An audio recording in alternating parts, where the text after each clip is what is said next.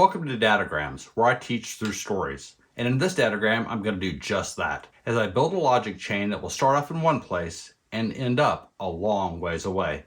I'll be approaching the main point tangentially, or maybe obliquely, where we'll talk about geography, earth science, some really important statistics that you need to know in your everyday life, a bit of ancient history, of modern sports history, a little family history, and some honest-to-goodness inspiration for how to achieve at the highest levels. Seriously, this is going to be a weird one for a lot of you new folks, but one that is very much more in alignment with my normal teaching style.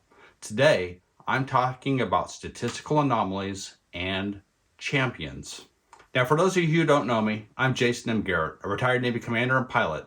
I'm also a dad who wants to keep teaching my family how to win in life, and that's why I created Dadograms, to teach them what I know about winning, and of course, all of you are invited in as well. So sit back and let your mind wander as I take you on a drive along Highway 101, way up in the Olympic National Forest in the great state of Washington. On this drive, 20 miles feels like 80 when you're weaving back and forth along winding turns on this highway. The sun filtering through the pines and softly dappling the roads as we're driving on are pleasant at first, then wearying, and then downright exhausting. It helps make us sleepy as we weave back and forth at 25 miles per hour trying to get to our destination. And where are we going? Well, we're heading out here to see something incredible, the thing that will kick off this discussion, and I'll show it to you in just a few moments. After quite a bit of driving, we pull off and into a small paved national park road. I've noticed these little brown signs along the road, and I knew we were getting close to it. We drive a little bit further until we're there. We park in a nearly empty parking lot, get out, and go for a hike. Keep walking with me. We're coming up on it now. This amazing thing I want to show you. It's really, really close. And then we're here. We've arrived at the world's largest western red cedar tree. There it is, big, brown, kind of dead looking, but very much alive and absolutely colossal in size. It is over 1,000 years old, stands 178 feet tall, and is nearly 20 feet in diameter. Out of all the western red cedar trees in this forest, and all the western red cedar trees throughout the northern United States, through Canada, and anywhere else in the world that they live, this is the biggest. It stands alone as the champion tree of its species. How fortunate and privileged we are to be here and see it, and how fortunate and privileged it is for having survived so long and having been able to claim the title of champion. I mean, really, think about how many other western red cedar trees have lived in this forest, all the forests of the world, during the 1,000 years or so that this tree has been alive. They were all competition, and this one won. Here it is, having outlived and outgrown possibly millions of other trees to be able to stand tall in this forest right here, right now. Can you imagine what the odds were when it was a mere sapling against such an achievement? Incalculable. Yet it did it. It is the rarest of its species. And it is that truly rare and marvelous achievement that made me want to show it to you, so that we could consider it. I want to talk to you in this Dadogram about just this kind of anomaly. But not just in trees, but also in organizations, governments, and people too. I want to explore the rarest of the rare and tell you what I know and what I think about them. Hopefully, when I'm done, you'll understand a little bit more about the giants among us, who they are and what they are, and perhaps help you understand if you can become one as an individual, or help build and create one as a business, or help lead one as a CEO, a governor, or even as president. Perhaps the best part is for you to come out of this teaching fully understanding that while being the champion is a cool thing to aspire toward, you can be blindingly successful and not actually be the champion of your species, and that's okay. Now, I'm going to talk to you about something from math, okay? We're going to talk about math here, specifically statistics. But don't worry, we'll keep it simple, and we'll use some pictures to help out. And if you aren't following it, don't worry. It's just 60 seconds or so, and even getting the concept at the end is important to your life in so many ways, so please keep watching. We're talking about the empirical rule here, called the 68, 95, 99.7% rule. This rule is all about normal distribution, a bell curve, just like in school. In fact, most of the data points you see will fall close to the average, and this rule shows you exactly how close. So let's take a look inside the bell curve, shall we? So first, this funny little symbol here is mu. It is just the average. And all these little symbols, these are sigma. They represent a standard deviation from the mean, or how far a certain amount of observations are from the average, or mu. So in this graph, almost all the data points of whatever we are observing will fall within 3 sigma. From here to here, 99.7% of everything we are measuring will fall within this range, or 3 sigma. And of course, between here and here is 2 sigma. You'll see 95% of all the data. And right here, just 1 sigma, you'll see 68% of the data that falls within this area. So think of it like this. Most things are average, and only a few things are really far from the average. And that is one of the big takeaways here. But here's another one, and this is important. In this area, beyond 3 sigma, this is called the tail. This is the lower tail, and this is the upper tail. And things up here are very, very rare. And it's that concept of the tail that I want you to understand most. It's important. Tails are way out here, and that's where true anomalies exist, just like our champion western red cedar tree. So let's think about the western red cedar tree. Let's think about a whole forest of them. I looked it up on the internet, and it looks like the average lifespan for one of these trees is between 100 and 300 years old. If that's true, we can make it even more simple and just say that the average lifespan for one of these trees is an even straight 200 years. That 200 years would be our mu for our normal distribution curve. So if mu is 200 years, that means half of all these trees are younger than 200 years and half are older. And allowing the normal old distribution curve, that means that 99.7% or so are within 3 sigma of mu. They aren't in the tails. Stay with me now. Keep going. We're almost getting to the point here. So let's keep making some assumptions. If 200 years is mu, the average age, we also know that a 3 sigma deviation would be less than the 200-year window. So what kind of sigma would a tree be that had made it to 1,000 years old or older, like our champion tree? Well, if we assume that there are 1 million of these trees in a forest of all sizes, an assumption that I just pulled out of thin air, and we consider the trees from 3 sigma all the way to infinity, you would only find 0.3% of those trees in the forest. Since we are looking for those trees in the upper tail of the curve, there would only be about 0.015% of the 1 million trees out there. That's still 1,500 really big trees out there that are older and bigger than all the rest.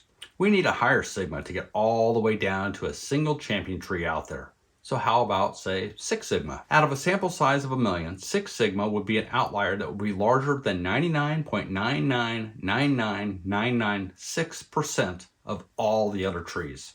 We are much closer to the truth because statistically, there would only be about 3.6 trees in a forest that could be identified as the oldest of the old and the biggest of the big.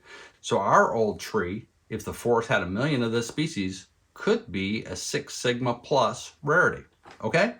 All right, enough of that. That's enough math. Let me get to the point here. I'm trying to prove a point to you. I'm fully aware that I'm making some assumptions here, and a normal distribution curve doesn't work that well for a human lifespan. Here it is, just in case you're curious. So it probably doesn't work well for trees, but I'm simply illustrating this with a lot of assumptions as a way to help you understand the statistical anomaly or rarity that a champion tree can be. But even among trees, things can be even rarer than they seem. Consider, our champion tree is rare for its species. It's the oldest and the biggest. But here's the surprise. There are approximately 73,300 tree species out there. Many of them are smaller than our western red cedar species, but many are also larger. So, depending on what attribute we're looking at, our champion western red cedar tree may not be so special. Let's talk about size. So what is the largest tree in the world? It's sure and heck not our piddly little western red cedar champion. It's a tree just a few thousand miles to the south. The largest tree in the world is, by volume, the General Sherman tree. It is 275 feet tall, over 36 feet in diameter, and is more than 2,200 years old, and can be found growing in the Sequoia and Kings Canyon National Parks, California. It's a sequoia tree, and absolutely mind-boggling to behold. But what if you're not interested in volume?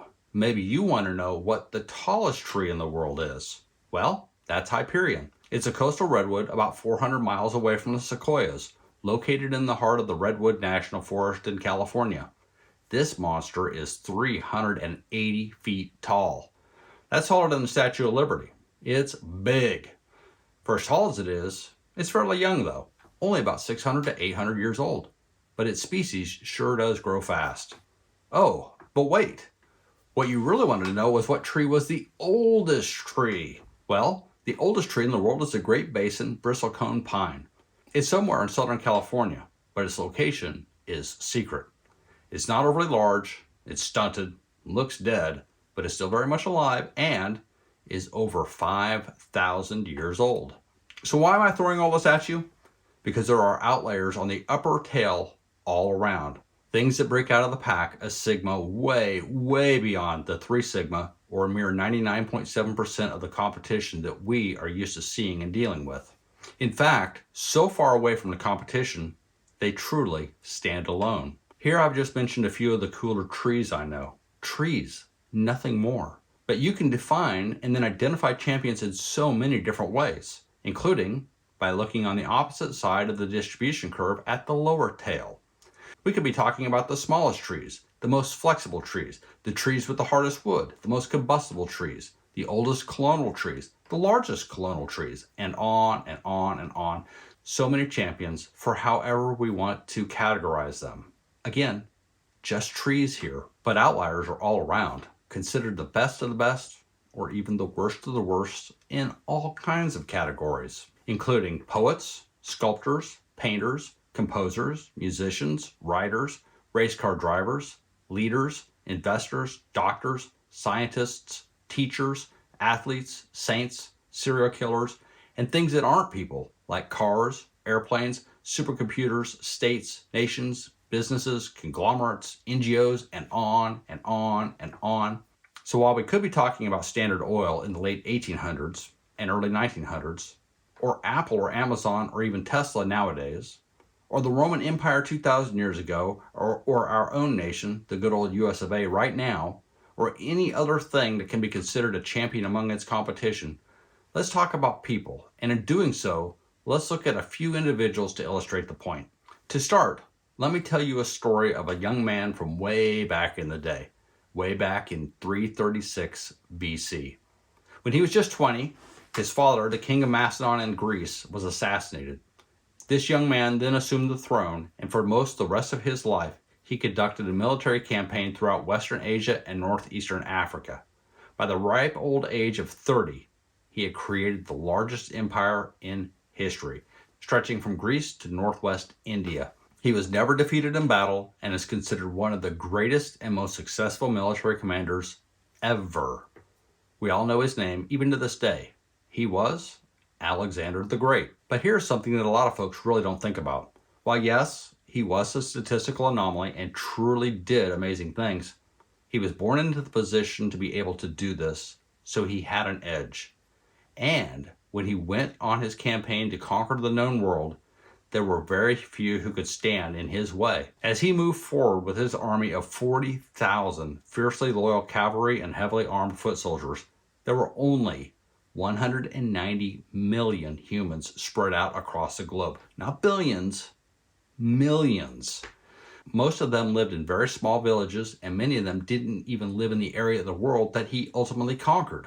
So while he was in fact a statistical anomaly and made his mark for all time in history, he might not have been statistically anomalous as some folks influencing our world are today. Consider a modern day story of a very improbable success. There's a young lady I heard about a few years ago, a statistical anomaly so far on the right side of the curve, way out on the upper tail, that I wanted to include her in this. She only got my attention because of something that she did that just infuriated me. But if you look at the rest of her life, you'll see that she is truly an anomaly. Let me tell you a little bit about her. This young lady is 21 years old right now, this being January 2025, and she's not normal. She was born and raised in the San Francisco area of California. She got a 1580 out of 1600 on her SAT and graduated early from high school. She was accepted and is currently attending Stanford University in California. She's fluent in several languages. She plays the piano as a hobby. Oh, and she's a well-known model. She's absolutely beautiful and is instantly recognized on sight by more than 1.5 billion people all around the world. At the ripe old age of 18, she had already earned over $31 million from her modeling career at other endorsements. And if that's not enough, during the 2022 Winter Olympics, she became the youngest Olympic champion in freestyle skiing after already winning gold medals in the big air and halfpipe competitions and a silver in the slopestyle competition. Can you say freak?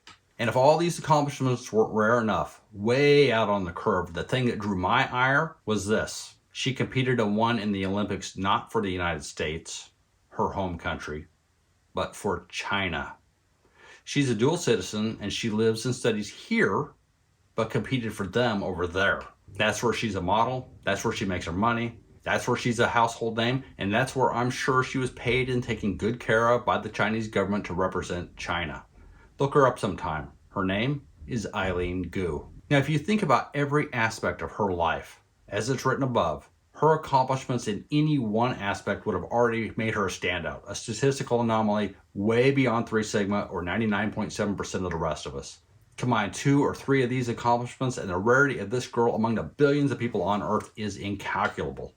Take it as a whole, she's literally one in almost 8 billion people. And poor old Alexander was just 1 in 190 million. Now, I know what some of you are thinking. It's like comparing apples and oranges. They aren't quite the same, but you get my meaning. In this day and age, I really think it is harder to be known by everyone when there are more than 7 billion people all standing up saying, look at me, look at me. It was possibly a bit easier back in the day when there were only 190 million people on Earth. You were born in line to be king, and you had a bloodthirsty army at your back and no one to stand in your way. Just saying. So there are a few things from this that I want you to learn. If you are like me, we need to discuss that thing that's probably on a lot of your minds right now. That thing that's bothering you about this. These 2 examples of champions had done so much, had succeeded at the highest levels when they were only in their late teens and 20s, right? For those of us ambitious in life and who have not yet conquered the world, those are tough examples to hear. But the point I want you to take away is that of the big western red cedar tree. It wasn't a statistical anomaly at any time during its 1,000 years of life until now. Most folks don't reach their zenith, their preeminence, until they are in their 50s or even 60s. There's a lot of life to live, and if you're outstepping the majority of those around you, which is far easier than you might imagine, then you will be a giant in your own right. You can easily be a 2 or 3, maybe even a 4 sigma rarity in your time. Or not. But regardless of how you turn out on anything you specifically choose to pursue, it shouldn't stop you from trying and enjoying the journey as you take it. After all, life isn't about getting to the destination. It's about enjoying the journey you travel on your way to the destination. You win if you understand and can find peace with that. And at the same time, still work with passion and enthusiasm toward becoming a true and rare champion. And that isn't the only lesson to learn from the big western red cedar tree. While it is the largest, if you were walking through the Olympic forest 20 or 30 miles away from that tree in any direction you choose, chances are you'd marvel over the beauty and magnificence of another western red cedar tree. Sure, it wouldn't be the champion of the species, but it would be big, beautiful, super cool to see, and worth walking around, touching, taking pictures of, and so on. There are big red cedar trees all over out there, and they are the champions of their local area. In other words, beyond the one big tree that is the champion of its species, there are still lots of big red cedar trees out there that are the largest in their local area. Get it? You don't have to be the champion to still be a champion. And that seems to be contrary to the way a lot of folks think nowadays. I once read a quote I want to share with you. It goes like this. Modern giftedness has been made worthless by the printing press and radio and television and satellites and all that. A moderately gifted person who would have been a community treasure 1,000 years ago has to give up, has to go into some other line of work, since modern communication put him or her into daily competition with nothing but the world's champions. That was Kurt Vonnegut Jr., novelist who lived from 1922 to 2007. You know what I think about that statement? I think it's bullshit. That's not true at all. You absolutely can be a local celebrity. Look at the local news every night to see some. Look at our local area politicians, real estate developers, auto dealers, other business leaders, and so on. Look in the classrooms at the teachers who are huge giants, champions to the children that they teach every day. Nope, good old Kurt Vonnegut was talking out his ass here, generalizing way too much. And I'm saying that long after he's gone and social media has come about. Social media seems very much like a local phenomenon to me too, just a different locality, because the groups that you're in with can have members that join from a world away. I mean, this little YouTube channel of mine already has viewers in the UK and Canada, not to mention being scattered out across the United States. Yet they all come together for some shared thing that binds them together, forming discrete communities of varying sizes. Let me talk about my Aunt Nancy here for a moment. My great Aunt Nancy. In the early 1900s, when she was 4 years old, she got polio. Because of it, she was paralyzed from the waist down. When I was a kid, she would tell us that she still had dreams of running through the grass in her front lawn as a little girl. She told us this when she was in her 70s. I can remember visiting her as a little boy. She was always in bed, laying there watching an old staticky TV set, no plasma screens or cable back in those days, and she would lay there with seemingly nothing to do. She was always so happy to see visitors. She never seemed to get enough of them. The poor lady seemed to be in a prison cell, her own bed, living out a life sentence. But as it turns out, she made the most of her situation. In her little community of Auburn, Kansas, she was well known. She was a local artist. Some of her pictures are up here at my house, and a lot of them are at my mom's house. And I personally think some of them are as good as any pro I've ever seen. She's been gone for almost 40 years, but we still admire her work. She wrote articles for her local newspaper and contributed to several books that were written about the local area and history.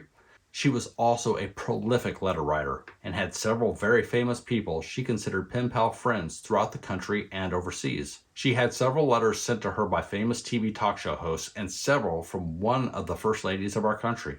In fact, here's a funny side story. In the 1970s, my parents took our family all the way to Disneyland in California. Remember, we're from Kansas, so it was quite the journey by Amtrak train. While my mom was standing in line with us kids waiting for a ride, she started talking to the lady standing next to her. The lady asked where she was from, and when my mom said Auburn, Kansas, the lady turned to her with a shocked look and said, "Do you by any chance know Nancy Henderson?" Yep, another pen pal friend of my Aunt Nancy's. From her bed, she got to know more people than probably anyone else in her little town knew. She did that despite some daunting challenges. She died a decade before the internet came about, but I guarantee she would have loved it, and she would have loved social media. I bet she would have been known by millions, all by working from her bed. So was she a Six Sigma Plus champion? Was she a giant in the world? No, not in the world. She wouldn't hold a candle to the movie stars, politicians, and other famous folks known around the world at that time. But if we zoom into her little community of Auburn, Kansas, with a whopping population in 1980 of about 900 people, she was well known there and outside of there. A paralyzed woman who was something of a giant in her own small town, a local champion. It kind of gets to that old phrase, bloom where you are planted. She did, and she did her own thing, and did so on a one-on-one personal level that perhaps made more of a lasting impact on the folks she got to know than those aloof and untouchable celebrities would have ever been able to do. By those who knew her and her work, she was respected for her effort and her success. I think if you looked at her on a normal distribution curve for her small town and considered all the things she did so well at, she would have been an outlier, way out on the right side of the curve. A local champion, no doubt about it. President Harry S. Truman had often said, "I always remember an epitaph, which is in the cemetery at Tombstone, Arizona. It says, 'Here lies Jack Williams. He done his damnedest.'" And I think that is the greatest epitaph a man can have. And I would agree with President Truman on that one. That's really what it comes down to. The struggle, the effort, endeavoring to move forward despite the challenges. Do your damnedest. My Aunt Nancy did. My parents did. My wife and I do. You can too. Do your damnedest. Do it for yourself. Do it for your family. Do it for those you love and respect. And at the end of the day, if you become a local champion or a global champion or no champion at all, then at the end of it, you have nothing to be ashamed of. You did your damnedest, were loved and respected for it, and that is what it is. Some win, some lose, but you know what? Most don't even get in the game at all. Consider that. Get in the game and do your damnedest. Well, ladies and gentlemen, I hope you stuck it out and learned something from this Dadogram. If so, give it a thumbs up, subscribe to this channel, go back and watch an old Dadogram until the next one comes out. Unlike a lot of channels that talk about things that are relevant today based on what happened over the last week, every one of these Dadograms are timeless. They are and will remain forever relevant. Applying the lessons in them can and will help you win in life. Ladies and gentlemen, with that, go forth and win. Until next time, do your damnedest.